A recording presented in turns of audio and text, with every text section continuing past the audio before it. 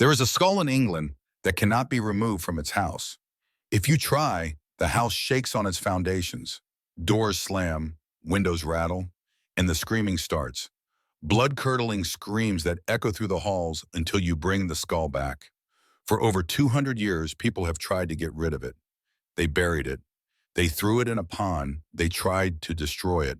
Every single time the skull came back, and every single time the people who moved it regretted it. In 1963, scientists finally examined this skull. What they found was impossible. The skull was not what anyone expected. It was not who the legend claimed, and the truth made the mystery even darker.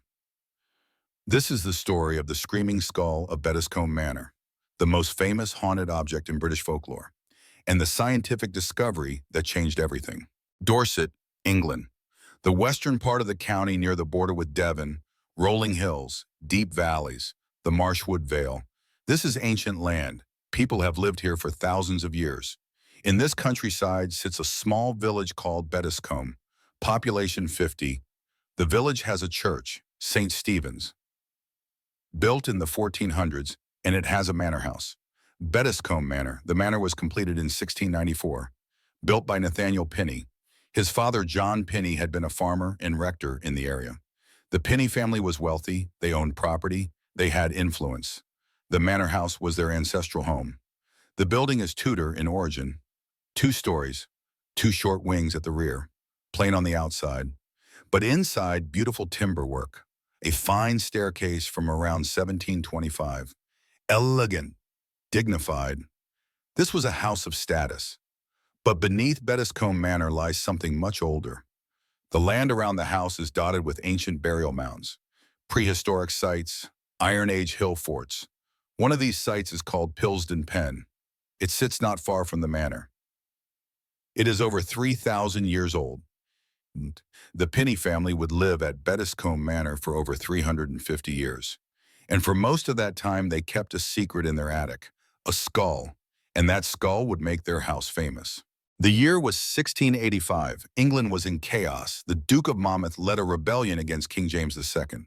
The rebellion failed. Monmouth was executed. His followers were hunted down. Azariah Pinney was one of those followers.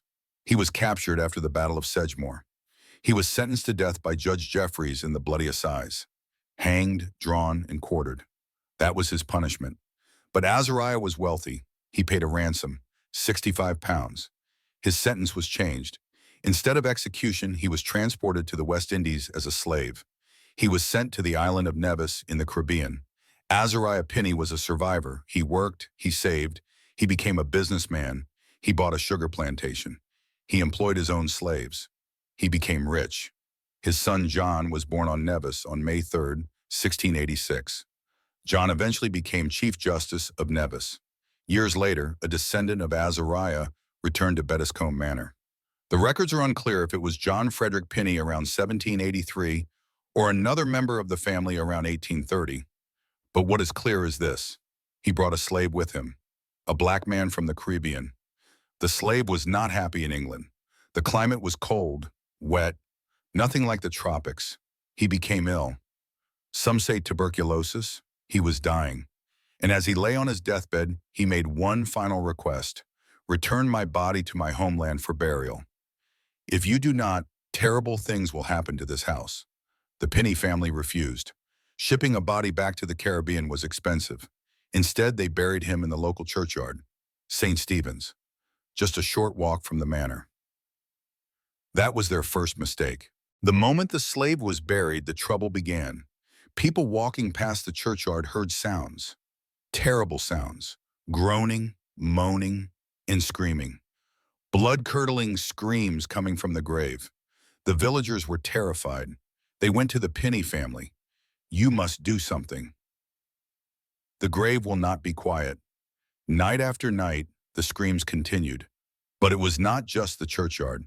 The manor house itself was under attack. Doors slammed shut on their own. Windows rattled violently. Objects moved across rooms. Poltergeist activity. The family could not sleep. The servants were frightened. The villagers demanded action. The Pinney family had no choice. They exhumed the body. They dug up the grave and brought the corpse back to the manor house. They placed it in the attic, near the main chimney.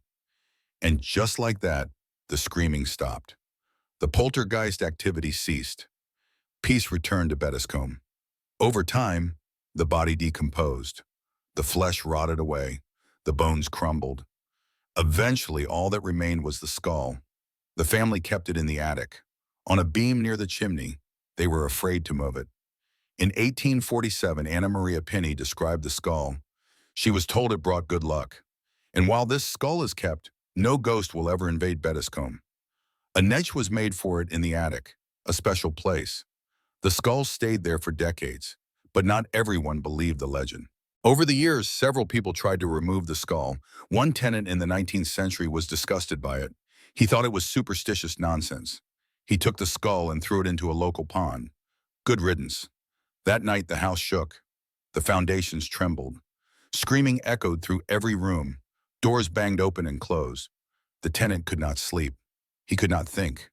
The noise was unbearable. By morning, he went to the pond. He retrieved the skull.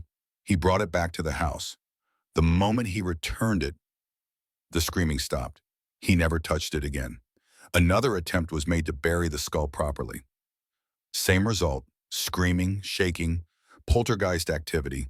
The skull was dug up and returned to the house. The legend spread.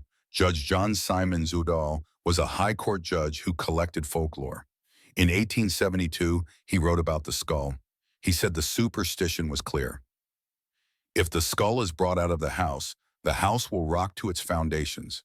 The person who moves it will die within a year. Udall visited Bettiscombe. He examined the skull. He noticed something strange. The skull looked like a woman's, not a man's. That did not match the legend. The legend said it was a male slave, but Udall saw female features. In 1963, scientists decided to test the skull. Forensic analysis. They wanted to know the truth. Who was this person? When did they die?